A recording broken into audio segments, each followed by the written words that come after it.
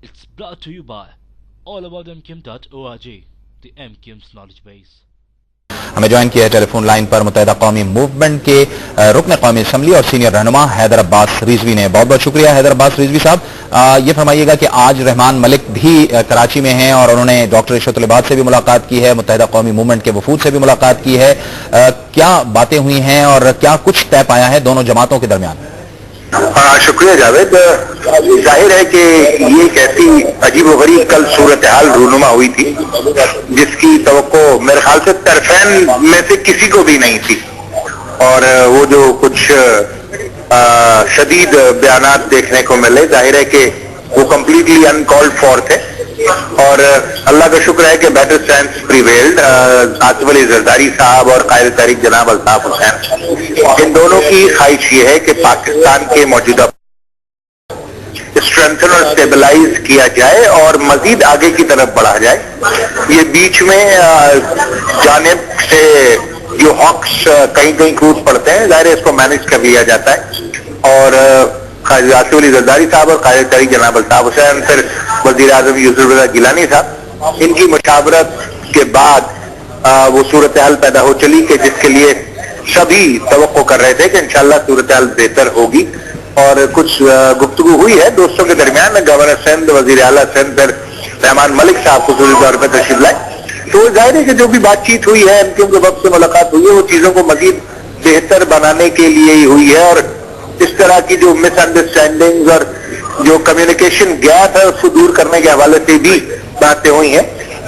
تو اللہ کا شکر ہے کہ ہم تو یہی چاہتے ہیں کہ چیزیں بہتری کی طرف جائیں اور ماحول پرسکون رہے. تب دیکھیں, اللہ مالک ہے اور ہم پر امید ہے.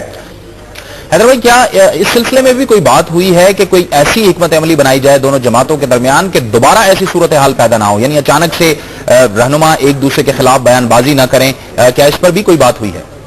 ہاں, یقین یہ چیز زیر بحث آئی ہے, کیونکہ آپ اپنے حلیفوں سے اس قسم کی توقع نہیں رکھتے کہ اتنے جارحانہ بیانات جو ہیں ان کی طرف سے, اور وہ بھی فلور آف دی ہاؤس پر, کیونکہ بہرحال جلسوں کا ایک الگ رنگ ہوتا ہے, میڈیا کا ایک اپنا انداز ہے, مگر فلور آف دی ہاؤس جو اس کی تحریم و تکریم ہے, اور عام طور پر لوگ فلور آف دی ہاؤس پہ وہی کہتے ہیں کہ جو ان کا مافیوز ضمیر ہوتا ہے. تو ایسی صورتحال میں یہ چیزیں تکلیف دہ ہیں.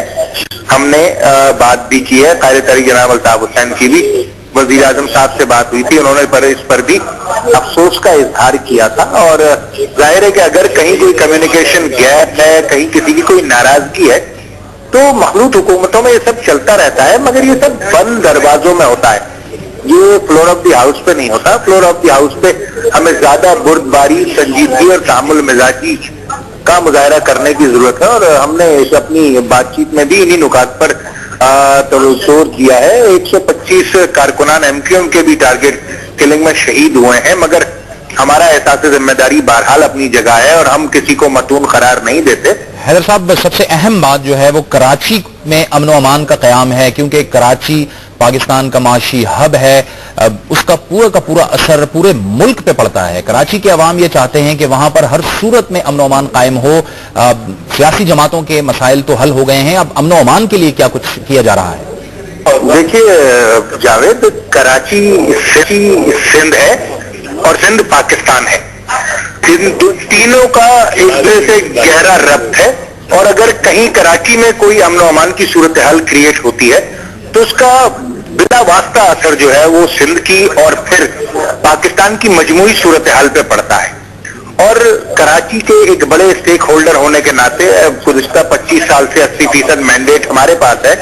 تو ایسی صورتحال میں جب بھی کوئی ایسی ناگفتہ بے صورتحال ہوتی ہے تو ریسیونگ اینڈ پر ہم ہی ہوتے ہیں, اور ہماری ہی انتہائی خواہش رہتی ہے کہ امن و امان برقرار رہے. ہم جانتے ہیں کہ کراچی پاکستان کا سینٹر آف گریوٹی ہے, کراچی پاکستان کا فائنینشیل کیپٹل ہے. اگر کراچی میں ایسی کوئی صورتحال ہوتی ہے تو اس کا اثر پورے پاکستان پہ انتہائی منفی پڑتا ہے. تو ہم تو بہرحال اپنے اتحادیوں سے مل کر ساتھ چل کر یہی کوشش کرتے رہیں گے کہ جتنی جلد حالات کو ممکن ہو بہتر بنایا جائے, اور پھر اس پر مسلسل عمل پیرا ہوتے ہوئے یقینی بنایا جائے کہ امن و امان پھر اس حد تک. بہت بہت شکریہ حیدر عباس رضوی صاحب آپ کا.